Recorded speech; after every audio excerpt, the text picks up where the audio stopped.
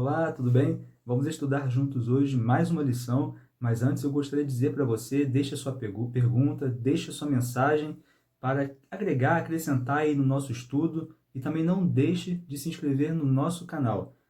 O título da lição de hoje é Compartilhando a Palavra. O verso para memorizar, que está lá em Isaías capítulo 55, verso 11, diz o seguinte: Assim será a palavra que sair da minha boca.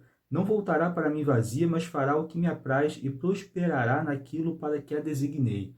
É evidente que quando nós testemunhamos, nós falamos de Cristo. Jesus é o elemento principal, Jesus é o foco do nosso testemunho. Mas onde nós podemos conhecer a Cristo? Na Bíblia, na palavra de Deus. É claro que na natureza nós podemos sim enxergar um pouco o caráter de Cristo através da sua criação, mas é claro que o mal, quando penetrou na natureza, o pecado, ele modificou. E nós não temos então aí uma clareza do caráter de Cristo na sua criação, já que o mal a modificou de alguma maneira. Portanto, a palavra escrita de Deus é a revelação mais clara e completa de Jesus que nós temos acesso hoje. E nós temos aqui alguns símbolos que representam a palavra de Deus e nos ajudam a compreender melhor a ação dessa palavra na nossa vida e na vida das pessoas para quem nós compartilhamos essa palavra.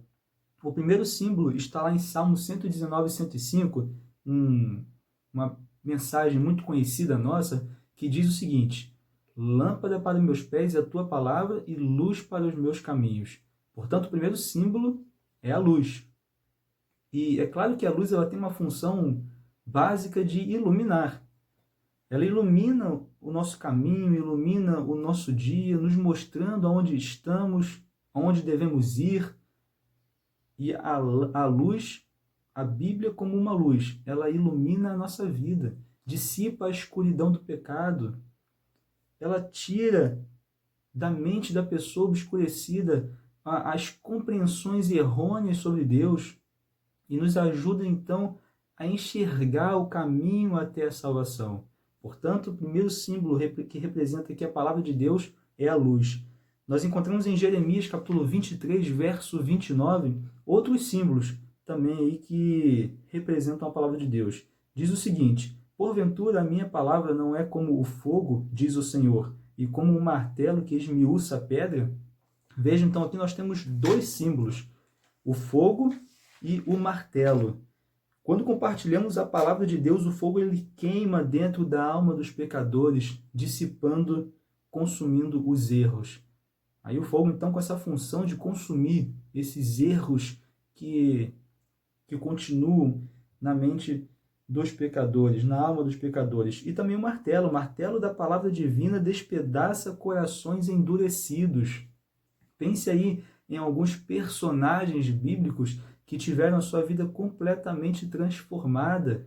Nós temos, por exemplo, o ladrão na cruz, o endemoniado que estudamos também algumas lições atrás. Pense em Paulo, né, que antes se chamava Saulo e era um perseguidor dos cristãos.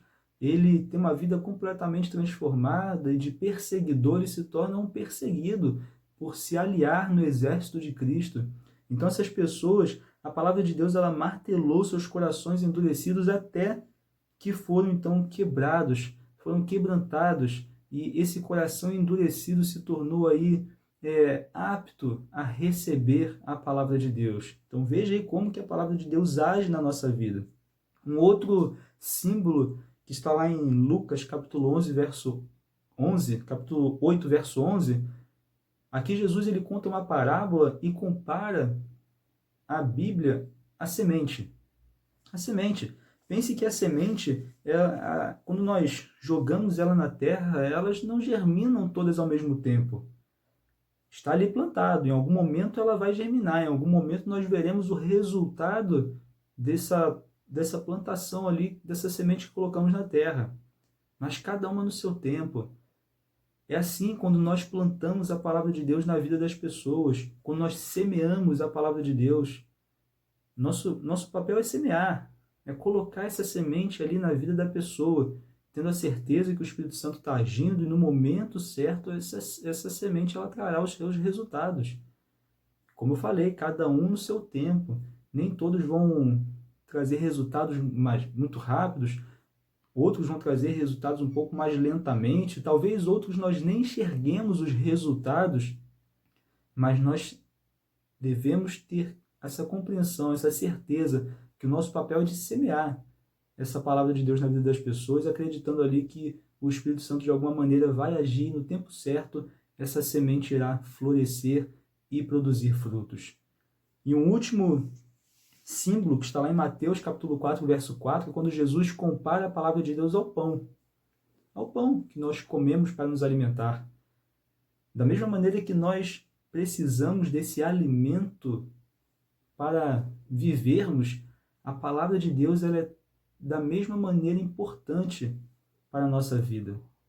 Nós precisamos ter esse alimento espiritual.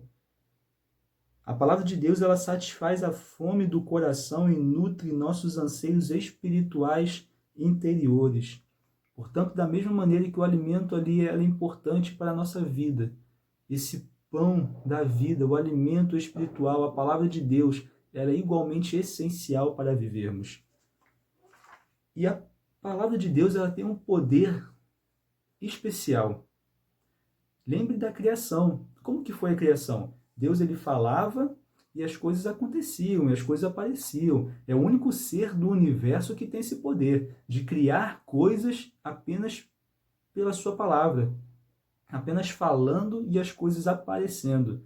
Que a palavra escrita de Deus, ela tem tanto poder quanto a palavra falada de Deus. Tem igualmente poder.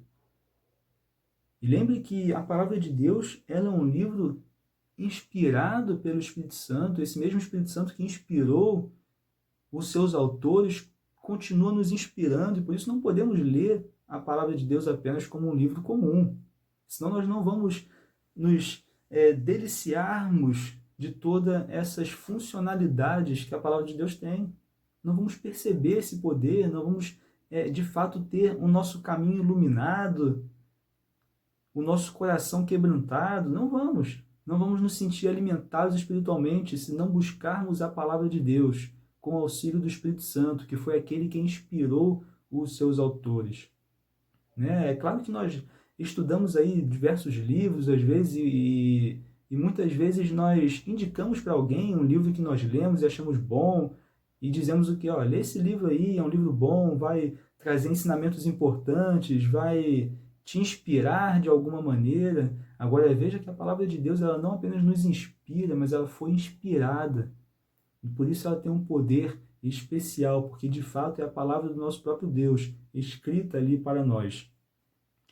E outros benefícios nós temos de estudar a palavra de Deus. O apóstolo Paulo ele traz lá em 2 Timóteo, capítulo 3, verso 14 e 17, alguns outros benefícios de estudarmos a palavra de Deus. Lá ele nos mostra que a palavra de Deus ela é útil para o ensino. Ela revela a verdade e expõe os erros. Mas além de expor os erros, ela também descreve o plano de Deus para a humanidade. Então, ela revela a verdade, nós podemos enxergar onde estamos errando. Mas, acima de tudo, além dos nossos erros sendo expostos ali na nossa frente, quando estudamos a palavra de Deus, nós também temos a certeza do perdão, da salvação, porque o plano divino para a salvação da humanidade está ali revelado para nós. Então, enfim, tem outros benefícios. As Escrituras elas revelam a justiça de Cristo. Quantos benefícios nós temos aí de estudar a palavra de Deus? Portanto, precisamos estudá-la, precisamos realmente buscar essas verdades divinas ali escritas na Bíblia Sagrada. A Bíblia ela contém também diversas promessas de Deus à humanidade. Muitas promessas. A lição ela traz para a gente aqui que já foram contadas mais de 3.000 promessas na palavra de Deus. Mais de 3.000 promessas. Mas nós precisamos reivindicá-las com fé. Precisamos orar e pedir que Deus cumpra essas promessas na nossa vida. Muitas delas talvez não são cumpridas porque nós não reivindicamos, porque nós não buscamos em oração o cumprimento dessas promessas. Muitas pessoas nem conhecem essas promessas. Então nós precisamos compartilhar com fé, primeiramente acreditar que essas promessas elas de fato vão ser cumpridas na nossa vida, e também compartilhá-las, porque muitas pessoas estão aí sem conhecimento nenhum sobre essas promessas que Deus fez para nós. Então nós precisamos aí ter essa certeza. Lá em Romanos capítulo 8, verso 32, diz o seguinte: aquele que não poupou o seu próprio filho, antes por todos nós o entregou, porventura não nos dará graciosamente com ele todas as coisas? Então essa é a certeza que a gente tem, que Deus cumprirá a sua promessa na nossa vida. Se ele não poupou o seu próprio filho para a humanidade ser salva, é claro que ele não deixará de nos entregar graciosamente todas as outras coisas. Nós precisamos ter fé, acreditar e, é claro, nunca esquecendo de compartilhar essa verdade, esse conhecimento todo que nós possuímos, essa transformação que ocorreu na nossa vida. Nós devemos desejar que outras pessoas também sejam transformadas pela palavra de Deus. Aqui nós temos um trecho que eu vou ler para você, que está lá na lição de sexta-feira, que diz o seguinte: Deus está trabalhando no coração das pessoas. Se tivermos discernimento espiritual para ver onde ele já está trabalhando, observaremos regularmente oportunidades de compartilhar sua palavra. Veja só, enquanto o Senhor prepara o solo do coração, temos a chance de semear a semente do Evangelho. Então veja que nós semeamos, nós temos a chance de semear já confiando que o Senhor está trabalhando no solo do coração dessa pessoa para ela receber essa semente do Evangelho. Precisamos acreditar que o Senhor já trabalha na vida das pessoas antes mesmo de chegarmos até a ela, para compartilharmos a palavra de Deus. O nosso papel é compartilhar, confiando que o Espírito Santo já está preparando todo o caminho para que essa pessoa receba o Evangelho, receba essa palavra poderosa de Deus. Então, o nosso papel é confiarmos e compartilharmos. Mas é claro que para compartilharmos precisamos estudar, precisamos buscar, precisamos nos apropriar desse livro maravilhoso, que não é um livro qualquer, mas é a palavra escrita de Deus, e como eu disse, tão poderosa como a palavra falada de Deus. Agora eu te pergunto, você sente prazer de estudar a palavra de Deus?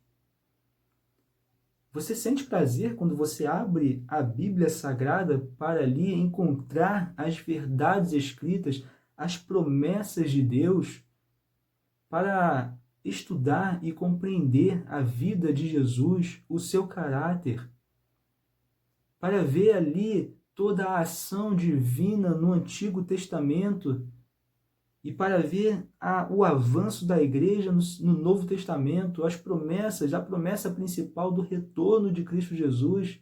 Você tem prazer em estudar essa palavra escrita de Deus? Se você não tem prazer, você precisa orar para que Deus te ajude a ter essa satisfação de estudar a sua palavra.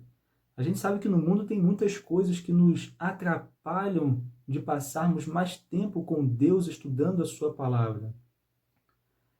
Muitas coisas que roubam o nosso tempo, nem apenas roubam o nosso tempo, mas acabam roubando de fato a nossa vida, se nós permitirmos.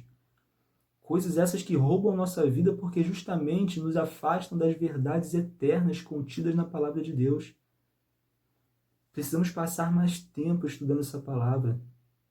Precisamos nos dedicar mais, porque senão nós não conseguiremos compartilhá-la. E veja que estar muito tempo numa igreja não significa que você, de fato, conhece a Cristo. Porque você precisa buscar por você mesmo essas verdades contidas na palavra de Deus. Nós não podemos apenas nos satisfazer com uma pregação, com um sermão, aquilo que o pastor fala, aquilo que o bispo fala, aquilo que o padre fala, enfim, não pode ser suficiente para nós.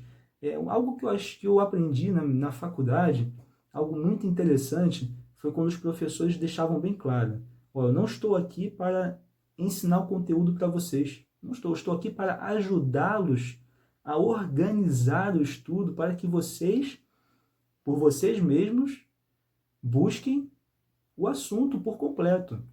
Então, nós, na sala de aula, tínhamos ali uma orientação como estudar, uma organização de como estudar, e por nós mesmos nós tínhamos que ir para a biblioteca, pegar livro, estudar no ônibus, em casa, seja lá onde fosse. Aí sim, nós teríamos uma compreensão completa do assunto e estaríamos preparados, então, para fazer prova e também para a vida ali após a faculdade. Na palavra de Deus é a mesma coisa.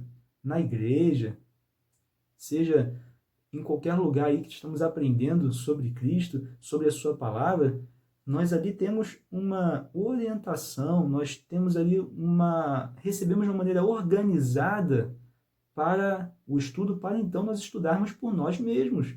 Precisamos passar, nós, tempo de qualidade, estudando a palavra de Deus. Só assim, de fato, nós teremos o conhecimento pleno de Cristo Jesus e estaremos então aptos para sermos suas testemunhas aqui nesta terra. Então, meus amigos, não deixem de estudar essa palavra. E ore, caso você não tenha aí essa vontade de buscar, porque outras coisas atrapalham a nossa vida e a nossa vontade de estar com Deus, ore para que Ele possa transformar o seu coração. Às vezes oramos pelos outros para que o Senhor quebrante o coração de alguém. A gente ora, né, Senhor, quebrante o coração daquela pessoa, para que ela possa receber a mensagem de Deus, para que ela possa receber a sua mensagem. Mas muitas vezes essa oração ela tem que ser primeiro para a gente. Às vezes não enxergamos que o nosso coração está endurecido para receber a mensagem de Cristo, para receber as verdades contidas em sua palavra. Então nós precisamos primeiramente orar para que Deus transforme a nossa vida. Aí sim, quando nós tivermos a nossa vida transformada, aceitarmos completamente a sua palavra e nós poderemos ser suas testemunhas aqui nessa terra. Então que Deus te abençoe, meus amigos, e que esse possa ser o seu desejo. E foi mais uma vez um prazer estar contigo, estudando mais uma lição, e a gente se vê então no próximo estudo. Até lá!